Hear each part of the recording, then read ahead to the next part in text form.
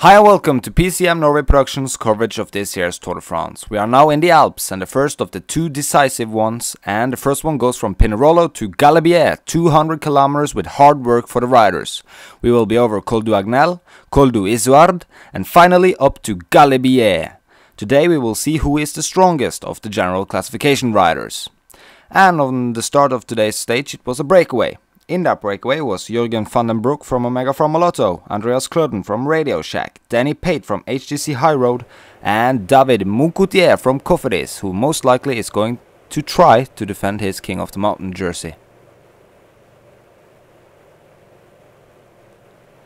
And up to Col du Agnel, the first mountain of the day, a lot of riders had trouble keeping up with the pace at the front, and David Moncoutier and Danny Pate had to drop down from Jürgen van den Broek and Andreas Klöden. Over Col du Agnel it was Andreas Klöden who was the first over. Behind him came Jürgen van den Broek and David Moncoutier was the third man over.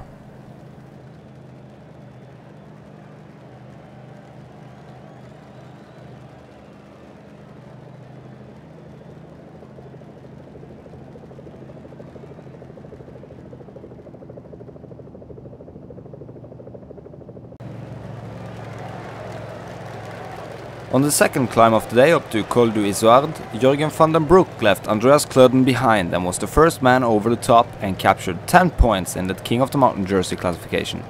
Then came Andreas Klöden who captured 8 and Frank Schleck captured 6 points from the peloton. And on the way down from Col du Izoard, Andreas Klöden hit the ground pretty bad and is now getting caught up with the peloton.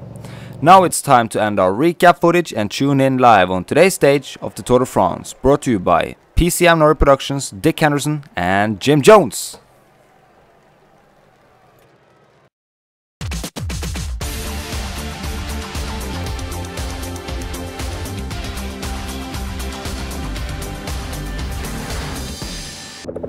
Hi and welcome back. We are now live on the stage up to Galibier, and Jürgen van den Broek got 37 kilometers left to the top, and the peloton is 6 minutes and 1 second behind him. Jim, looking pretty good for Jürgen van den Broek right now. Well, yeah, he's been in the breakaway for almost the whole day. He attacked at the bottom of Col du Agnel and been keeping strong since then. And now we can see that Andreas Klöden is getting wheeled back by Rabobank. Yeah, and Leopard. So Andy Schleck and Gesink maybe having good legs today. Yeah. So we are getting closer to Galibier now, Jim, and this might be a stage for Jürgen van den Broek. Could this stage bring him back into the general classification? No, I don't think so. He's still way too far behind, and I don't think at the top. I don't think he'll have more than maybe a minute or 2 minutes, because it's a really long climb there up to Galibier. Yeah, and he's been in the break over Col du Agnel, Izoard, and now it's time for Galibier. So, is he feeling it now? And can he also be caught? Can they catch him? They can catch him, but then he has to like really get the hammer on the climb up to Galibier. When he's going to turn into the steep parts, like here down in the valley, he gets a lot of wind. And when he gets to that steep part, his legs will be burning. So maybe he'll hit the hammer and lose this stage. But I think that Jürgen van den Broek will get this one. So in what zone is he working in now? I guess 4. For the not 5 zone. Yet. Okay. But he will definitely be up in the 5th zone. So not in the red zone yet, yeah. then. Okay. No, he's in the red zone, but not the reddest zone. Okay. Like so he won't get the hammer just yet. No. Okay. So here we can see some beautiful pictures. We are getting closer to Galibier, where we will hopefully get some action and a lot of attacks. We know that a lot of the riders need to take up time before the time trial. Andy Schleck needs to take time on Cadel, and Contador must actually do a suicide attack. He didn't do it today, but maybe he can get some seconds, maybe minutes. And it's Sally Cassar attacking at the front of the peloton. The Frenchie wants to beat the other Frenchies in the general classification. He has been doing fairly well so far, Jim, as Andreas Klöden is getting dropped from the peloton. Yeah, I think he's badly injured, and it's 20 kilometers left, and we can see that Jürgen van den Broek, he's going from side to side. He's struggling now to keep the pace up. Is he in the red zone now? Yeah, now he's definitely in the red zone. And 20 kilometers left to go. this is going to be hell for Jürgen van den Broek. Yeah, he's working heroically right now, and we do want him to get this one though, because we love when people are aggressive, going in the break early and making the stage fun. Yeah. And, so yeah. Well, they're not too far behind now though. I think it's maybe 4.5 minutes. Yeah. So if they keep up like this, they'll be like a minute behind him on the top of Galibier, as we can see here in the end of the picture. Yeah, the grooveful stage up to Galibier. So when we get there, Jim, not so far until we get there. Who will be the first one to attack from the peloton? Could we expect maybe Vinokourov to go, or? I don't think we can expect Vinokourov. He should be attacking here on more. What can I say? Easier part? Yeah, easier part of the stage. Because he's quite heavy to be a climber. He's using the power in his legs, and the more easier terrain should be to his favorites. So I don't think we can expect an attack from him now. More like Contador, Geesink, and Adislek. Yeah, and maybe even Basso. Maybe even Basso today. And Samuel Sanchez.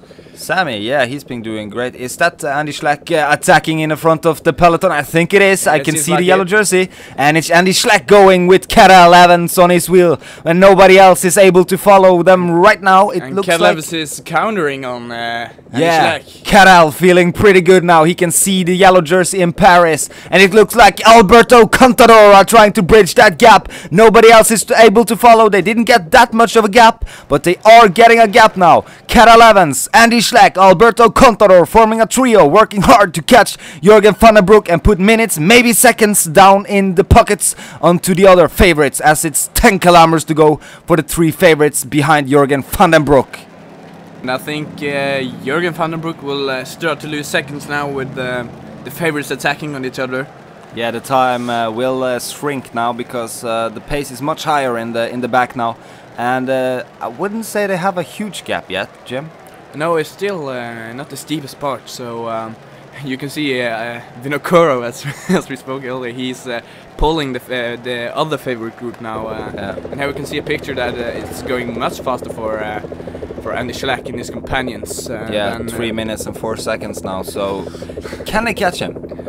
Well, it is possible, but I still think Jürgen van den Broek will get this win, and they're in a steep part now, Dick. But the steepest part they will get when it's 1 kilometer left to go. They'll hit more than 20%. Yeah, that is steep. And will that favor Jürgen van den Broek, or will that favor the favorite group?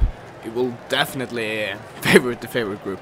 Yeah, because they are much more fresher, or? Yeah, they have more juicy legs, and yeah, it's just steeper. They will definitely gain time in. Yeah, we can see that Alberto Contador is attacking from the favorite group. Andy Schleck is trying to bridge the gap. Alexander Vinokourov and I think it was Ivan Basso are soon up with the first group. They are now gathered again, and Samuel Sanchez is with them. But both Vinokourov, Ivan Basso and Robert Geesink are almost up there. Does that mean that the pace isn't that high now, Jim, in the favorite group? Well, I think it's pretty high at the pace now, but we can see that Robert Geesink is also getting up there, but I think it's going much faster than with Jürgen van den Broek. Yeah, so he's in the red zone, as we can see that Andy Schleck is looking at the other and just going and going and going. I think he might get a gap now before the sprint, Jim. Yeah, it seems like it. It's got a 5, maybe 6 meters down to Contador and Karel Evans and Samuel Sanchez. Yeah, and here they go. It's Andy Schleck in front of Karel, Alberto Contador, and Ivan Samuel Sanchez. But will Andy Schleck be able to catch Jürgen van den Broek? He's trying to close. It's going to be Andy Schleck in front of Jürgen van den Broek. Oh my God, Jim, that's heartbreaking. Yeah, that must be painful for Jürgen van den Broek in the break all day and lose there to finish. And here we can see that Karel Evans, Contador, and Sanchez lost time to Andy Schleck, and I think Geesink, Vinokourov lost even more.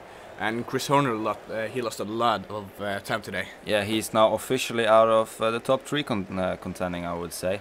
And Jim, back to Jürgen van den Broek. You've been in a break the entire day, over Col du Granon, Izoard, and up to Galibier. And then you get caught right before the finishing line. Yeah, 20 meters. What can I do with the mental fitness of Jürgen van den Broek now, as it's Alpe d'Huez tomorrow? If he is a real champion, he will just absorb the energy, the negative energy, and then fight back tomorrow. Every jersey is on the same shoulder as today when we start the racing up to Alpe d'Huez tomorrow. Gesink managed to defend his jersey pretty well, I would say. Yeah, and Radio Shack, yeah. they've strengthened their lead in the team classification.